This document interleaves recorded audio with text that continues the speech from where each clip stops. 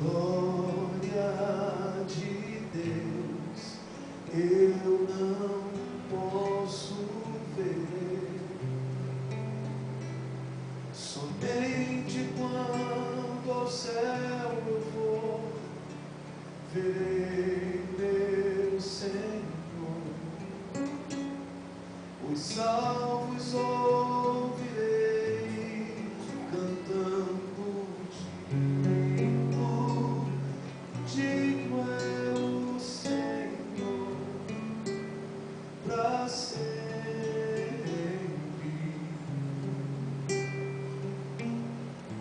Verei a Deus, verei, contemplarei a sua face. Com os meus olhos, igreja. Com os meus olhos eu verei, verei, verei. Meus olhos se verão. Os meus olhos se abrirão, sua glória eu verei para todos sempre.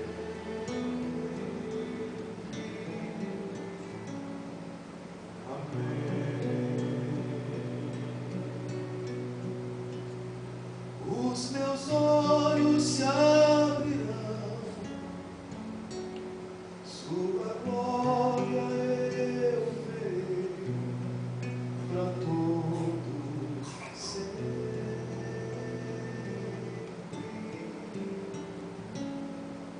Amém.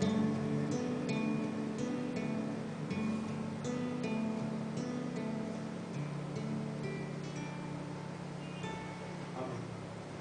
Vamos inclinar a cabeça dos irmãos, abrirem a Bíblia no livro de Gênesis. Gênesis no capítulo 35, do verso 16 até o verso 22. Gênesis 35, do verso 16 até o verso 22.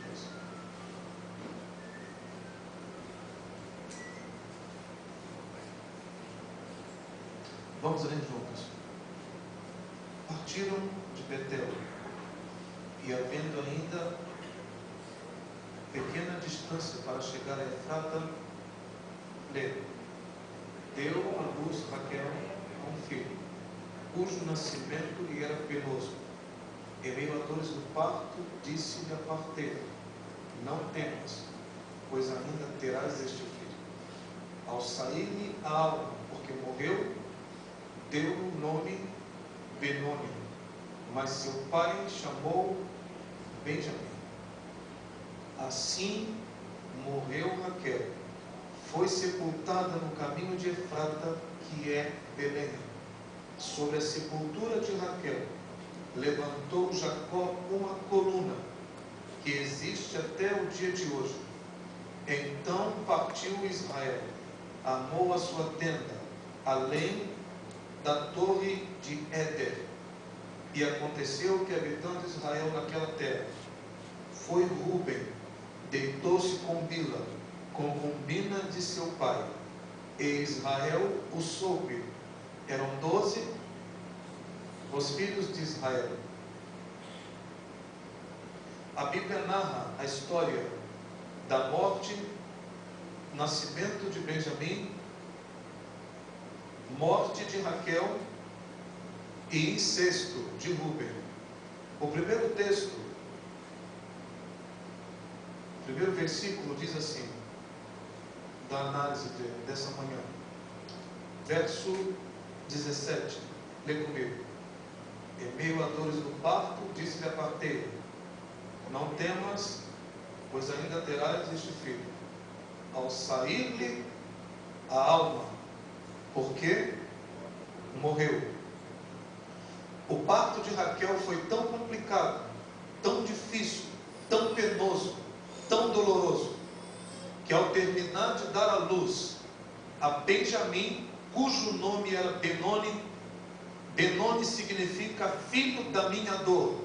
Benjamim, filho da minha destra. No final do serviço de parto, Raquel morreu. Raquel deu a vida por Benoni, Benjamim. Jacó não precisava de mais filhos, mas Raquel deu a vida para dar mais um filho para Jacó. Há mulheres parecidas com Raquel. Depois que os filhos nascem, elas morrem também. Elas têm um cuidado tão grande com os filhos, que compromete o futuro dos próprios filhos, o trato de si mesma, o cuidado com o marido e a causa de Deus. Os filhos nasceram e ela morreu. Os filhos são a razão da vida dos pais, é uma verdade. Mas os filhos não são a vida dos pais. Os filhos são a razão da vida dos pais, mas os filhos não são a vida dos pais. Quando um casal não sai mais para se divertir por causa dos filhos, Benoni, o casamento morre também. No verso 20, a Bíblia diz assim: sobre a sepultura de Raquel levantou Jacó uma coluna, que existe até o dia de hoje. Levantou uma coluna. Não há dúvidas na Bíblia do amor de Jacó por Raquel, não há dúvidas. Uma das primeiras provas de amor, Jacó trabalhou por Raquel 14 anos. Ele não erigiu apenas uma coluna na hora que Raquel morreu. Durante toda a vida de Raquel, Jacó erigiu colunas de amor para ela. Raquel era uma mulher feliz, porque era amada. Na família, é importante nós erigirmos colunas de amor, que falem mais altos do que as nossas palavras. Na família, é importante erigir colunas de amor, que falem mais alto do que as nossas palavras. Não existe pensamento mais mesquinho, mais egoísta, de que um chefe de família dizer assim: eu boto comida dentro dessa casa, isso é suficiente.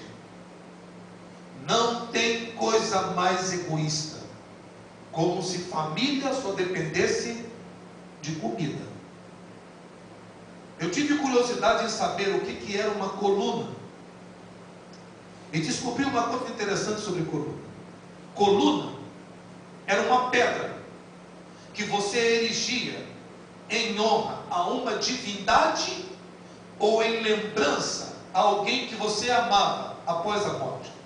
A coluna tinha dois propósitos. Quando os antepassados, os patriarcas, erigiam coluna, primeiro propósito, para adorar a uma divindade.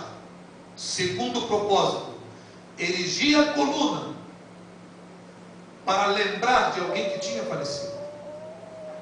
Na família também é importante nós erigirmos colunas de amor. Eu descobri uma coisa interessante sobre coluna. Coluna não custa caro. Amém? Amém? Quando eu falar que não custa caro, eu digo amém com gosto. Coluna não custa caro. Amém. Sabe por quê? Amém. Sabe por quê? Coluna é pedra. Veja, quando Jacó ele foi erigir uma coluna na sepultura de Raquel, ele não gastou absolutamente nada, porque pedra você acha em qualquer canto. Então veja, para que eu possa erigir colunas de amor dentro da minha família, não custa caro. Amém? Amém. Coluna é pedra que se acha em qualquer canto. Voltar aqui, algumas colunas de amor que podemos erigir na nossa casa. Primeira coluna de amor que o marido pode erigir na sua casa: sorrir para a esposa, uma coluna de amor. Não custa nada. Só que tem um problema com colunas. Pedra não custa nada, mas dá trabalho. Porque, querido, você arrancar uma pedra e sair carregando até levar numa sepultura, dá trabalho. Na família, a mesma coisa. Colunas de amor não custam nada, mas dão trabalho. E a primeira coluna, sorrir para a esposa. Não custa nada, mas dá trabalho. Sabe por quê? Para sorrir, alguns maridos não sorriem nunca, e eu entendo por quê. Sabe por quê? Eles têm que flexionar os poderosos músculos do maxilar para sorrir. E como isso dá trabalho, irmãos. Por isso, irmã querida, pastor, meu marido não sorri. Porque dá trabalho. Você não sabe como é complicado para ele. Os músculos duros do maxilar são poderosos. Segunda coluna de amor: reconhecer que está errado. Não custa nada, mas dá trabalho. Porque para o marido reconhecer que está errado, ele tem que percorrer a enorme distância que separa a sala da cozinha. E como é longe, irmãos. Como é distante. Chegar até perto da esposa, encher o pulmão de ar, como isso é complicado. E dizer, me perdoa, eu errei. Por isso tem marido que não pede perdão, porque dá trabalho. Terceira coluna: elogiar a esposa e os filhos. Não custa nada, mas dá trabalho.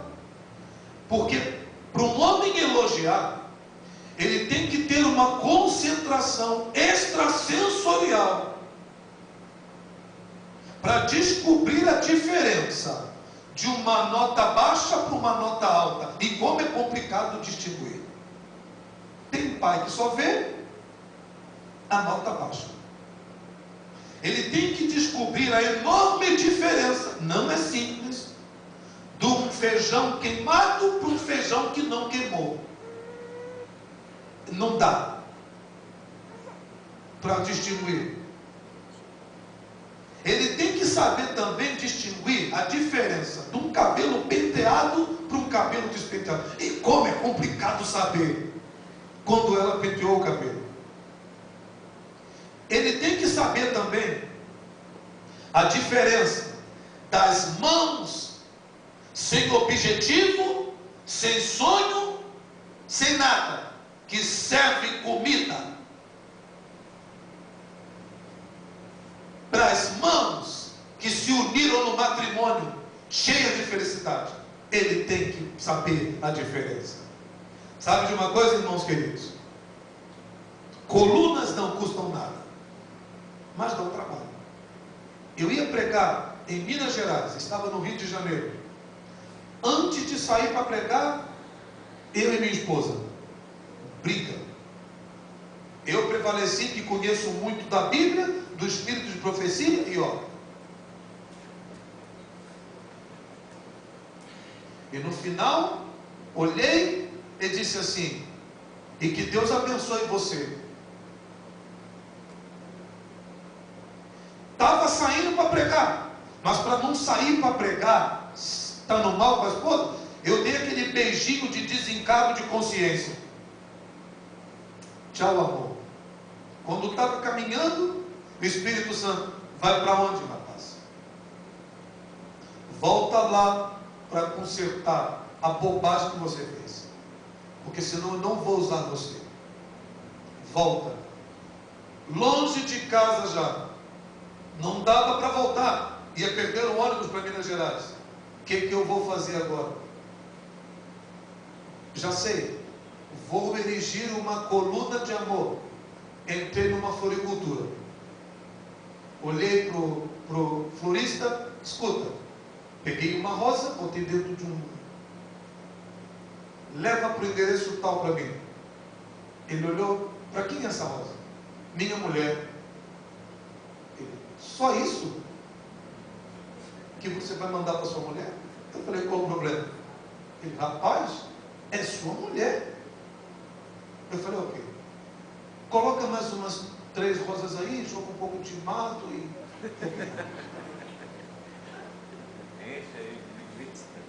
Botou lá, eu falei, ok, agora você pega, manda para o endereço. Ele, posso dar uma opinião? Eu falei, pode. Rapaz, enfeita mais isso aqui, está muito murcho. Eu falei, ok, faz o que você quiser. Para quê? Fez um buquê grande. Nisso, foi o dinheiro do almoço no caminho, todo no buquê. Olhei para ele, está satisfeito agora? Ele, não, está lindo. Eu falei, ok, agora coloca um cartão. Aí, eu falei, como cartão? Você não vai mandar um buquê desse tamanho para sua mulher sem colocar o cartão, não é, pastor? Eu falei, então, ok. Fui lá, peguei um cartãozinho desses pequenininho, botei lá. Ok, agora entrega. Rapaz, você vai botar um cartão desse michuruca num buquê desse tamanho? Eu não acredito. Eu falei, infeliz. Vai lá, pega um cartão maior. Ele pegou um cartão grande que abria em dimensões e tinha música. Queridos, eu sei que eu viajei e comi pastel com suco do Rio para Minas.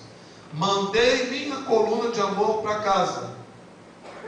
Quando eu voltei de viagem, que botei os pés em casa, a casa estava cheia de balões em forma de coração. E uma frase na parede, você é o negão da minha vida. E o resto da história não é da sua conta. Colunas de amor. Jacó sabia disso. Jacó sabia. Jacó sabia. E ele sabia que dizer que amava para a panela nova para ela. Jacó sabia que uma carta de amor para Raquel fazia mais diferença do que dar dinheiro para ela ir para o shopping center. Jacó sabia que uma flor dava mais resultado do que ir para uma cama provar masculinidade. Ele sabia. Por isso, Raquel era uma mulher feliz e realizada. A Bíblia diz no verso 22 o seguinte: aconteceu que, habitando Israel naquela terra, foi Ruben, deitou-se com Bila, concubina de seu pai. Israel o soube. Eram 12 os filhos de Israel. Os patriarcas eram homens de muitas virtudes, mas entre as virtudes, a maioria deles tinha um defeito. A maioria, péssimos educadores. Exemplo disso, José. Nunca se faz o que foi feito com José e os irmãos. Jamais. Péssimos educadores. Você tem direito de amar um filho mais que o outro, é normal. Mas não tem direito de dizer isso para ele nem para os outros. Tem direito de amar mais um filho que a outro, mas não tem direito de falar. Os patriarcas faziam isso. Mimavam os filhos, preferiam mais a uns do que a outros. A Bíblia conta da história de um incesto. A palavra de Deus diz que foi Ruben, deitou-se com Bila. Quem era Bila? Bila era escrava de Raquel, concubina de Jacó. Nesse tempo, a poligamia era tolerada, não era aceita por Deus, era tolerada, assim como a bebida alcoólica era tolerada. Bila era escrava, concubina. Não se sabe se Bila nasceu escrava, se ela se deu por escrava para matar a fome, ou se ela foi vendida como escrava. Não se sabe. Só se sabe uma coisa sobre Bila: ela não era nada. Só isso. Se Jacó tivesse que vender uma cabra, ou vender Bila, vendia Bila. Bila valia menos que as cabras de Jacó. Só se sabe que ela não tinha importância. Há mulheres igual a Bila, não tem valor nenhum dentro da família. Não sonham mais, não tem valor, não são respeitadas. E o último dia que sorriu foi o dia que se casou. E há filhos igual a Rubens, que não tem um pingo de respeito pela mãe, não veem a mãe como uma autoridade em casa. E há mães que tiram a sua autoridade quando olham para um filho e diz assim: quando seu pai chegar eu vou contar tudo para ele. Deixa eu te perguntar uma coisa, querido. Você não manda em casa não? Por que tem que o pai chegar? Por que não resolve você? Quando você diz isso para um filho, quando o seu pai chegar, sabe o que você está dizendo para ele? Eu não tenho importância, não tenho autoridade, e seu pai que manda aqui.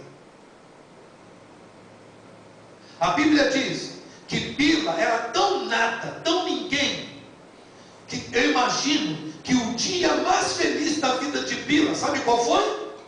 O dia que ela fez uma trança diferente em Raquel. Raquel olhou para um latão e disse: Bila, adorei. Pronto, ela nem dormiu naquele dia. Imagina, o dia mais feliz da vida de Bila. A Bíblia diz que Rúben foi um dia, enquanto Bila estava fazendo o seu serviço de casa, pegou Bila à força e violentou Bila sexualmente. Incesto. Ela ficou lá no campo, machucada talvez, e triste. Ninguém fez nada. Nenhum dos irmãos de Rúben. As pessoas imaginam que eles passavam dentro da casa, só olhavam para ela e seguiam.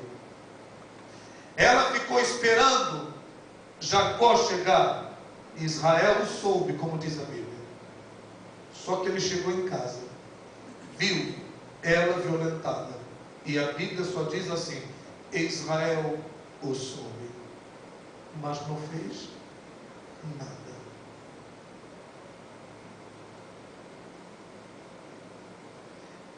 Existem maridos, sabem que a mulher é infeliz,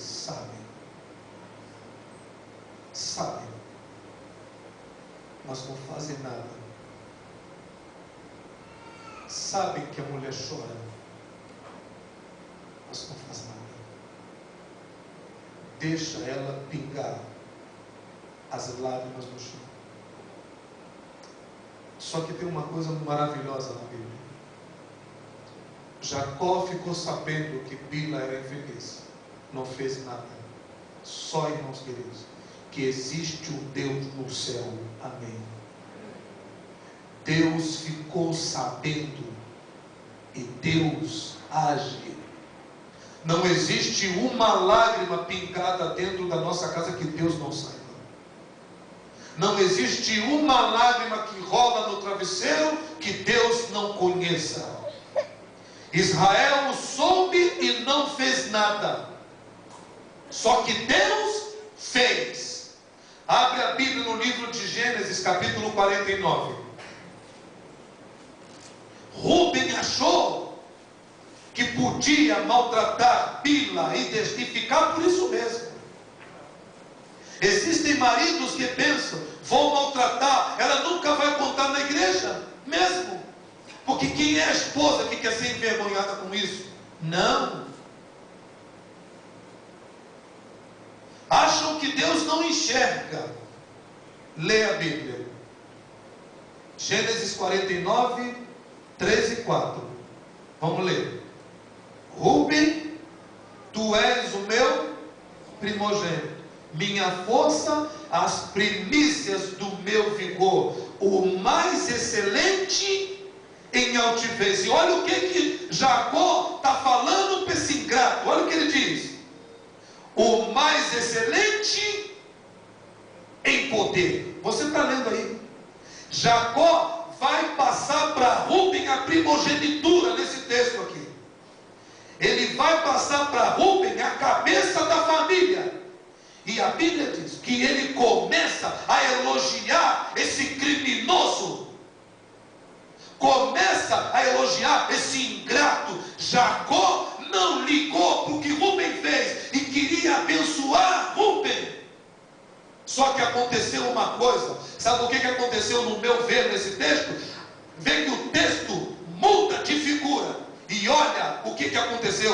O Espírito Santo entrou no coração dele e não deixou ele abençoar Rúben. Lê o que Deus faz na vida de Jacó. Verso 4. Olha o que ele diz: impetuoso como a água. E olha o que Deus faz ele falar: não serás o mais excelente, porque subsiste o leito do seu pai e profanaste, subsiste a minha cama. Deus não deixou Rúben ser o preferido. A primogenitura passou para Judá, e de Judá nasceu Davi, e de Davi nasceu Jesus. Amém? Sabe o que aconteceu aqui? Deus lembrou-se de Bila. Amém. Israel soube, não fez nada. Deus o soube e atuou. Lê na Bíblia, não nasceu um profeta da tribo de Rúben, nenhum. Lê na Bíblia, não nasceu um juiz da tribo de Rúben. Deus encerrou a vida de Rúben. Ele não passou de nada a não ser de uma mera tribo de Israel. Posso contar uma história? Imagina uma mulata alta, bem bonita. Consegue imaginar? Lá no Rio tem bastante. Alta, bonita, bem simpática. E tinha sonhos, como toda mulher tem. Sonhava em casar-se, fazer um castelo. E apareceu um negão lá. Não era bonito não. Só que naquele tempo, quem usava sapato de duas cores e calça de linho fazia sucesso. E ele era bom de conversa. E foi na mulata e levou na conversa. A mulata se apaixonou, fez planos, fez tudo. Se casou para ser feliz. É assim que a mulher faz. Se casa para ser feliz. No dia do casamento, uma grande festa. Quando ele chegou em casa, ela chegou em casa, casa própria, toda mobiliada. Primeiro ato de violência. Ele foi na caixinha de brincos que ela tinha, que ela guardava desde a adolescência. Pegou a caixa de brinco, foi na janela e despejou. Mulher minha, não use isso aqui. Irmãos, isso é falta de respeito. A partir daquele dia, do primeiro dia, aquela mulher só fez duas coisas: gerar filhos e cuidar da casa. Ela sonhava em ser cantora, sonhava em estudar, não fez mais nada. Ela morreu amiga. 7 filhos. O marido ainda arrumou uma amante e passou na frente de casa e ela esperando o 4º filho. E ela viu, mas não podia falar nada, porque tinha medo Um dia, ela chegou com o filhinho mais novo, o pequenininho, chamou num canto, porque naquela casa não se podia falar alto. E disse assim: você sabia que a mamãe não é feliz? E eu falei: o que, mãe? Eu não sou feliz. Pensa, um garoto de 7 anos, escutando que a mãe não é feliz.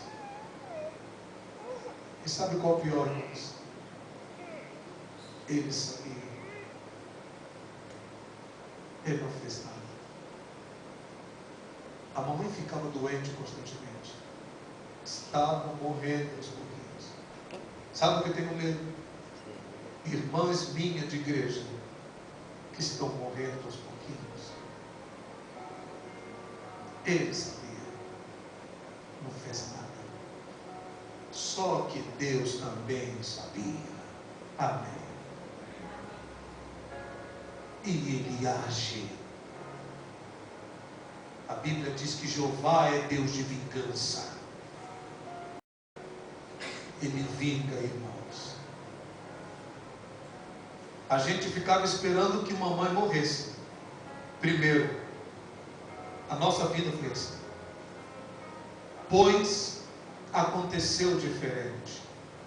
Meu pai foi primeiro. Eu vou dizer uma coisa para você com a experiência da própria vida. Existem pessoas que quando morrem na nossa família são bênção. Livramento que Deus dá. E eu não tenho medo de afirmar isso, porque muitas das vezes Deus livrou com morte os seus filhos. Ele tira a vida. Permitiu que meu pai falecesse. Minha mãe não esperava, a gente não esperava. Livres do jugo do sofrimento. Ela nunca tinha feito compra na vida.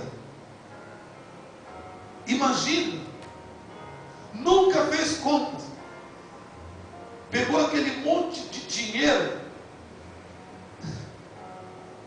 aqueles 2 salários, botou na mesa, ficou olhando, e eu do lado, olhando também. Filho, olha quanto dinheiro que eu peguei no banco. Falei: estou vendo. O que a gente vai fazer? Eu falei: vamos gastar. Vamos gastar? Vamos, mãe. Me levou para o mercado. Não sabia fazer compras, irmãos. Ficou olhando. O que nós vamos fazer? Eu falei: posso escolher? Pode. Ah, para quê? Comprei tudo que eu nunca tinha comido na vida. Iogurte, queijo, pão doce, biscoito. Peguei aquele monte de coisa, botei no carrinho, e a compra do mês, naquele mês para nós, só foi bobagem. A gente só comeu bobagem naquele mês, porque ela deixou escolher tudo. Ela disse: filho, vamos comer tudo que a gente nunca comeu. Eu falei: ok. Pegamos as bolsas de compra e fomos para casa. A mamãe estava acostumada a olhar para baixo, sempre olhou para baixo. Estava sol naquele dia. Ela veio andando comigo, olhando para baixo, e eu olhando para ela, e ela de cabeça no chão, carregando as bolsas de compra. Só, querida, ela não precisava mais olhar para o chão. Ele viu o que Jacó não viu. Deixa eu te dizer uma coisa, irmã querida. Deus vê o que ninguém vê.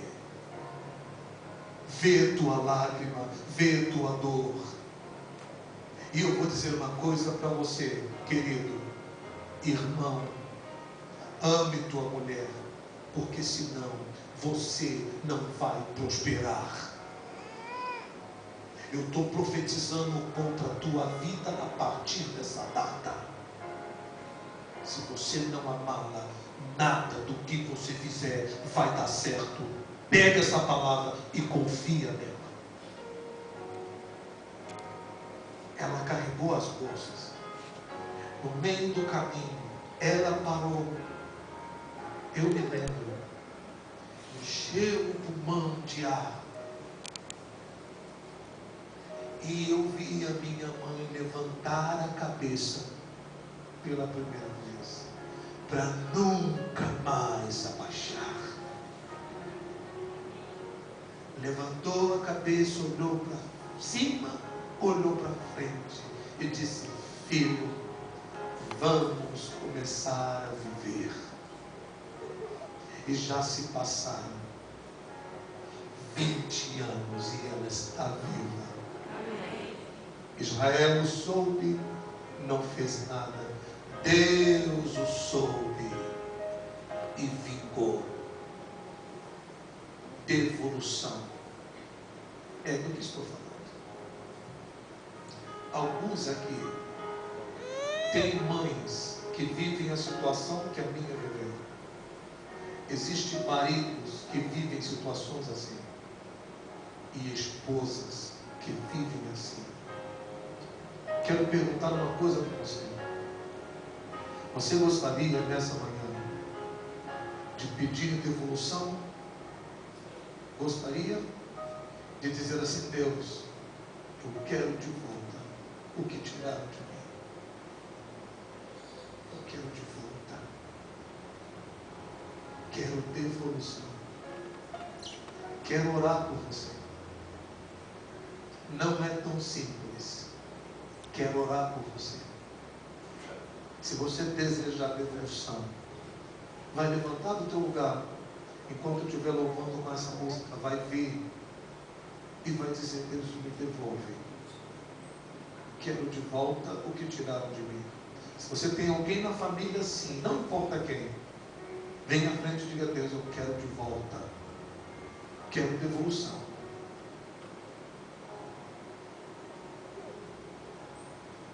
Vivi tão só na escuridão,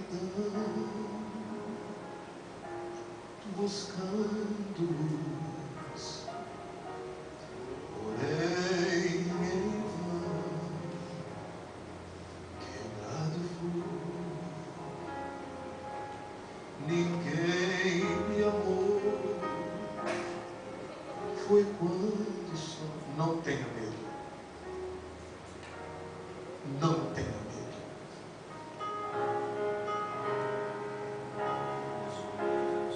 Eu não sei quem te fez infeliz. Um filho. Não sei. Um irmão. Até mesmo um pai. Te tirou tudo. Tomou de você. E sabe o que é pior? Você não merecia isso. Não merece. Não merece. Diga assim: Deus, eu não mereço. A única coisa que eu fiz foi amar. A única coisa que eu fiz foi compreender. Eu arranquei pedaços de mim, Jesus, para dar amor, para dar carinho. Eu tentei ser a melhor pessoa do mundo. Eu quero de volta, diga, me devolve. Você deve estar se perguntando: Deus, o que fizeste com Bila? O que Deus fez por Bila? Quando você abre o livro de Juízes, vai ler no livro de Juízes de um guerreiro chamado Sansão, filho de Manoá. Quem era Manoá? Pai de Sansão, descendente de Dan. E sabe quem foi Dan? Filho de Bila. Deus fez nascer do ventre dela força. Fez nascer da descendência de Bila o homem mais forte da terra. Ele devolveu. Aleluia. conhece. Não há nada que ele não saiba. Quando Sansão andava pela rua, alguém perguntava: como é seu nome, guerreiro?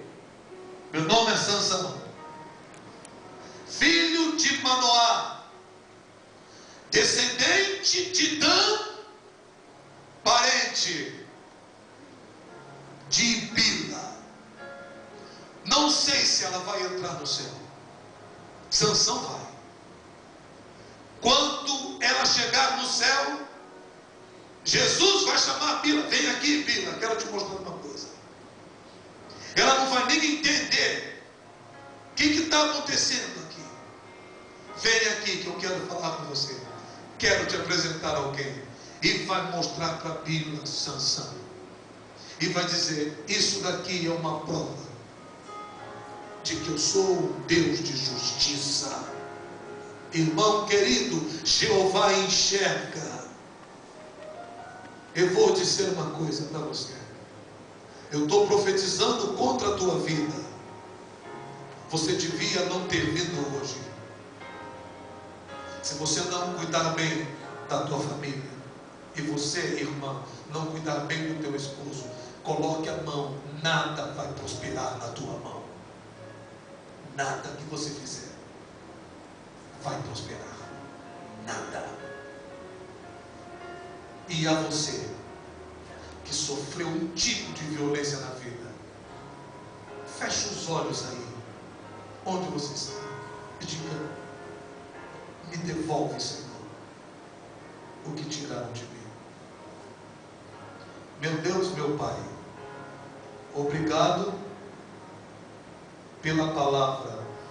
Senti no coração que era necessário pregar esse tema. Quero te pedir uma coisa. Bila veio para a igreja hoje. Está aqui, sentada talvez. Tem medo de vir. Eu compreendo. Tiraram tudo de Bila, Senhor. Tiraram dela o direito de ser feliz. Ela não tem culpa de nada. Ela não merece Jesus. Não merece. Eu vi o Senhor fazer devolução. Eu vi o Senhor tomar a vida da minha mãe e devolver para ela toda a alegria que roubaram dela. Louvado seja o teu nome. Ela é feliz hoje, Jesus. Ela sorri hoje. Louvado seja o teu nome. Ela tem paz hoje. Netos e filhos que a amam. O Senhor devolveu tudo. E eu quero te pedir uma coisa.